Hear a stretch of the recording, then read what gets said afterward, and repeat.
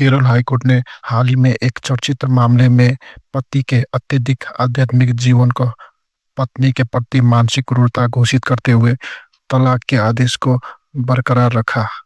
यह फैसला उस याचिका पर आया जिसमें पत्नी ने आरोप लगाया था कि उनके पति धार्मिक क्रियाओं में इतने लीन रहते हैं कि वैवाहिक जीवन और शारीरिक संबंधों की पूरी तरह उपेक्षा करते हैं।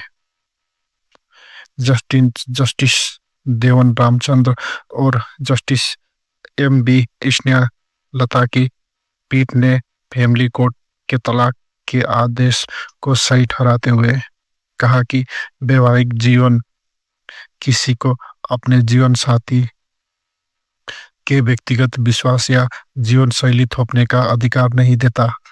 पति द्वारा पत्नी को जबरन आध्यात्मिक अपनाने के लिए दबाव डालना, उसकी शिक्षा रोकना और वैवाहिक जीव कर्तव्य की अनदेखी करना मानसिक क्रूरता की श्रेणी में आता है।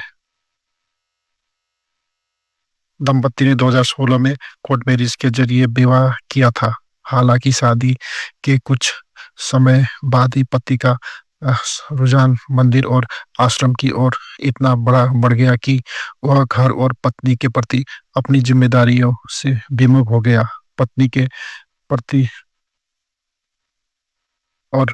के अनुसार उनके पति न केवल शारीरिक संबंध बनाने से कतराते थे बल्कि उन पर खुद की तरह आध्यात्मिक जीवन की जीने का दबाव भी डालते थे। इसके अलावा पति ने उन्हें पढ़ाई जारी रखने से रोकने की कोशिश की, जिससे उनका व्यक्तिगत और पेशेवर विकास अवरुद्ध हुआ।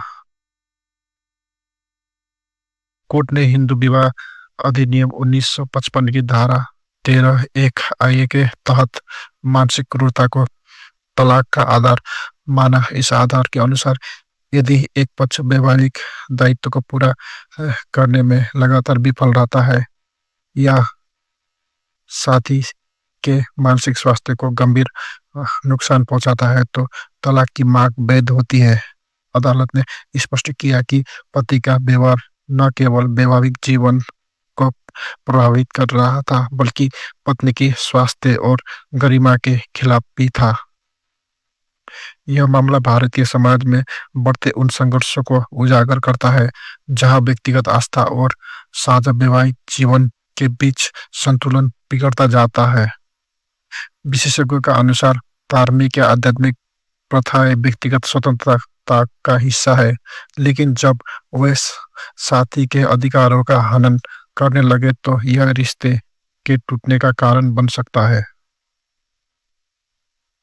केरल हाईकोर्ट के इस फैसले ने न केवल विवाह में व्यक्तिगत स्वतंत्रता के महत्व को रेखांकित किया है बल्कि यह भी स्पष्ट किया है कि मानसिक क्रूरता की व्याख्या पारंपरिक परिभाषाओं से आगे बढ़कर है। यह मामला उन जोड़ों के लिए एक सबक भी है जो एक दूसरे की भावना और आकांक्षाओं को नजरअंदाज करके अपने विश्वास को थोपने की कोशिश करते हैं।